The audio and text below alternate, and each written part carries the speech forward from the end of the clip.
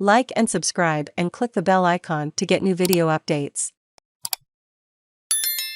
Hugh Scott, 28, walks the globe to shine light on addiction, recovery and need for pet-friendly rehab. Hugh Scott knew he needed to go to rehab for his cocaine and cannabis addiction, but he couldn't do it without his beloved dog. "My family used to hassle me to go to rehab. And I used him, Frankie, as an excuse," Benny said. Rather than leave his best mate behind, Benny is embarking on an ambitious journey across the world using nature and wide-open space to heal. The 28-year-old is walking from Sydney to Darwin, before tackling an overseas leg of the journey. While it isn't quite the rehab his family asked for, he said the journey has turned into an adventure of self-discovery. Recovery with a difference. Benny has spent more than 100 days on the road and has another 3 or so months ahead of him before he reaches Darwin, his first milestone. "It's tough, but I wanted to experience the extremities of Australia," he said. "I've set an impossible task and I am out to prove it is possible." From Darwin, Benny and Frankie will trek to Bangkok and Beijing before ending his walk in Alaska. Backed by the charity he has created, Walk to Recovery, Benny's aim is to raise awareness about addiction and recovery, but he has another goal in mind as well. "The plan is to open a recovery center," he said. "It's going to be an unconventional recovery center that is pet-friendly. I am trying to paint a path for an unconventional method to recovery, a pet-friendly recovery center." Benny said the connection between pets and their owners should never be underestimated. "Frankie is my best mate," he said.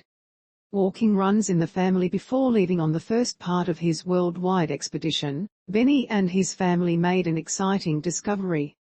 "My dad has been looking for his biological family, as he is adopted," he said. "About a week before I was leaving, it comes to be known that my biological auntie has walked across the Sahara Desert, over 12,000 kilometres. I already felt like this was my calling, but once we found this out it was like a slam dunk. It is in my blood. I've just got to keep putting one foot in front of the other." Benny's family met him in Longreach, the halfway mark of the more than 3,000-kilometre journey. For his parents, Tamara and Hugh, Benny's addiction, and his refusal to go to rehab, took the family to breaking point. "It left us all at our wit's end, wondering what do we do," Hugh Scott said. Ben being Ben, he came up with his own plan. His determination to change his life for the better has healed a lot of wounds, according to his mother Tamara. "I firmly believe that he has conquered something in himself and he is well on the way to recovery," she said.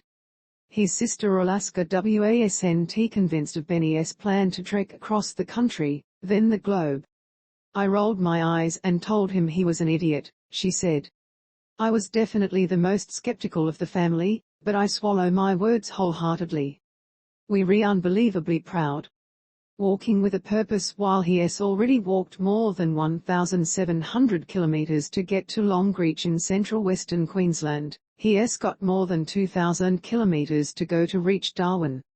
"Originally I thought it was all going to be about sunrises and sunsets," Benny said.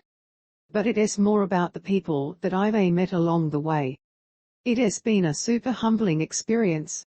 There are so many great people out there, it looks like we're walking on our own, but everybody else is getting us there."